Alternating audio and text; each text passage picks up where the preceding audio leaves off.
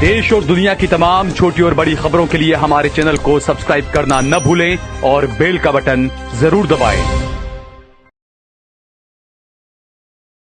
नमस्कार दोस्तों, स्वागत है आपका देश लाइव में और आपके साथ मैं हूं आशी बादलानी। दोस्तों सोचिए, अगर किसी दिन दुनिया की सबसे ताकतवर कही जाने वाली सुपर पावर किसी संप्रभु देश के राष्ट्रपति को उसके बेडरूम से उठा ले जाए, बिना युद्ध की घोषणा, बिना संयुक्त राष्ट्र की मंजूरी, बिना अंतरराष्ट्रीय कानून की परवाह, तो क्या उसे लोकतंत्र कहा जाएगा या आतंकवाद?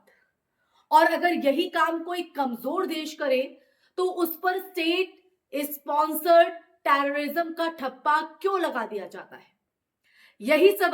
यही सवाल आज अमेरिका के चेहरे से नकाब को उतार देता है दोस्तों।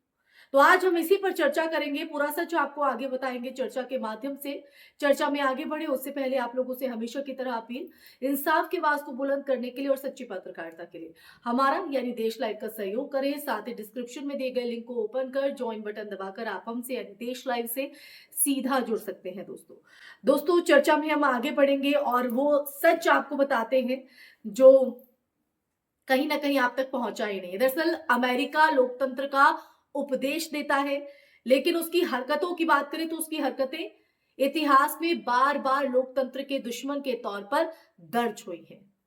आज जब अमेरिकी डेल्टा फोर्स की तरफ से वेनेजुएला के राष्ट्रपति निकोलस मदुरो को एक सीमित सैन्य कार्रवाई के बाद गिरफ्तार करने का दावा किया जा रहा है, तो ये महज एक ऑपरेशन नहीं बल्कि उस सोच का प्रदर्शन है दोस्तों जिसमें ताकत ही कानून बन जाती है।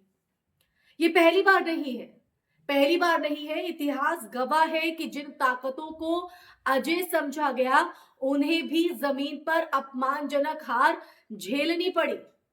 वही डेल्टा फोर्स जिसे कभी फलस्तीन के मोर्चों पर स्थानीय लड़ाकों के हाथों भारी नुकसान उठाना पड़ा था और आज फिर उसी अहंकार के साथ मैदान में उतरी है। बस फर्क इतना है कि इस बार सामने एक आर्थिक रूप से जकड़ा हुआ, प्रतिबंधों से थका देश है। समस्या यह है कि आम लोग जियोपॉलिटिक्स को 2 घंटे की हॉलीवुड फिल्म समझते हैं।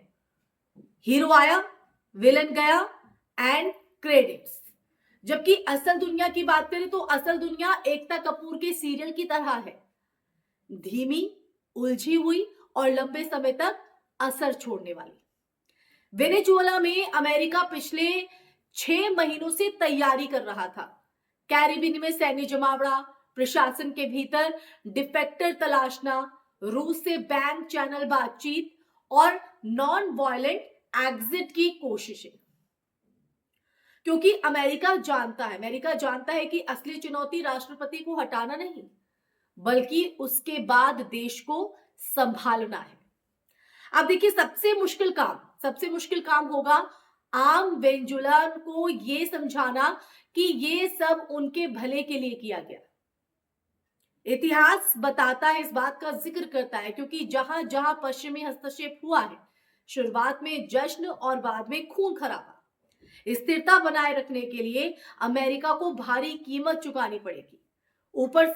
ऊपर से अगर वेनेजुएला का तेल अचानक बाजार में उतरा तो कीमतें गिरेंगी और शिपिंग में चीन के दबदबे के कारण मुनाफा भी सीमित रहेगा। अब इस बीच चाहते हैं भारत की राजनीति में इस मुद्दे पर तंज कसते हुए असदुद्दीन ओवैसी ने सवाल उठाया है। सवाल यह कि अगर अमेरिकी राष्ट्रपति डोनाल्ड ट्रंप वेनेजुएला के राष्ट्रपति को पकड़ सकते हैं तो भारत 26/11 के मास्टरमाइंड को पाकिस्तान से क्यों नहीं ला सकता? अगर ट्रंप कर सकता है तो क्या कम है? जब ट्रंप कर सकता है तो आपको भी करना पड़ेगा। वेनेजुएला में ट्रंप ने अपनी फौज को भिजाकर वहां के एक जमहूरी तौर पर मुंतखबशुदा सदर को एक मुल्क से, उसी के मुल्क से उठाकर अमेरिका लेकर चले गए। नरेंद्र मोदी जी, अमित शाह, देवेंद्र फडणवीस, जब ट्रंप अपनी फौज को भिजाकर वेनेजुएला से कदमी को उठा सकता है। आप पाकिस्तान में भिजाकर जो मुंबई की सड़कों पर साजिश करने वाले 9/11 के जालिम लोग हैं, चाहे वो मसूद अजहर हो या फिर लश्कर तैयबा का वो जालिम शैतान हो, मोदी जी 56 इंच का सीना है तो भिजाकर उठाकर लाओ भारत को। ये ओबीसी साहब का सवाल है।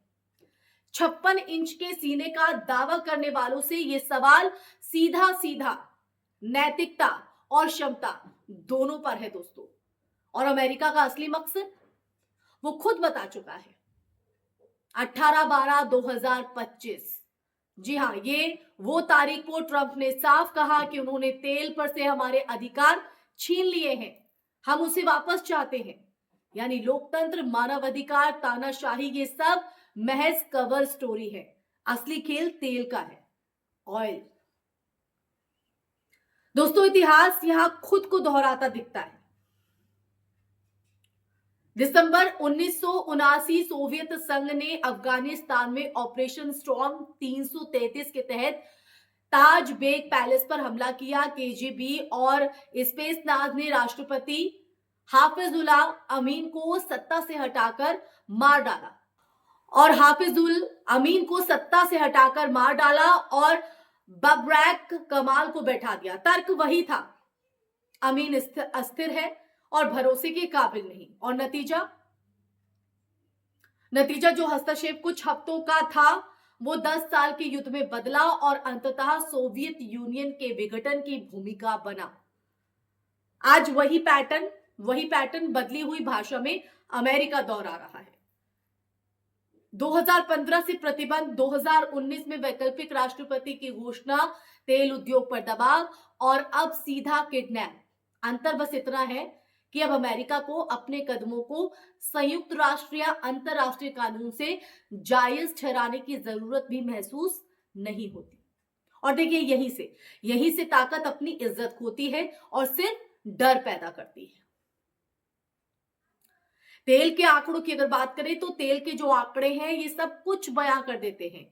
वेनेजुएला के पास दुनिया का सबसे बड़ा प्रमाणित तेल भंडार, लगभग 303 अरब बैरल। सऊदी अरब, ईरान, इराक सब पीछे। जब वेनेजुएला ने अमेरिकी कंपनियों को मनमाने शर्तों पर तेल देने से इनकार किया तो लोकतंत्र बचाने की आड़ में हमला कर दिया गया। और दुनिया कुछ औपचारिक निंदा के सिवा खामोशी। शायद यही आज के लोकतंत्र की असली तस्वीर है दोस्तों, असली तस्वीर।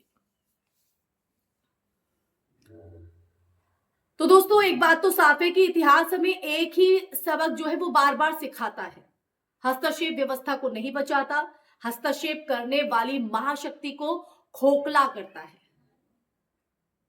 सोवियत संघ जो है वो इसका जीता जागता उदाहरण है, सबूत है। और अमेरिका उसी रास्ते पर अब चलता हुआ, बढ़ता हुआ दिखाई दे रहा है। सवाल ये नहीं है कि अगला राष्ट्रपति कौन होगा, सवाल ये है कि अगली महाशक्ति का पतन कब और कैसे होगा।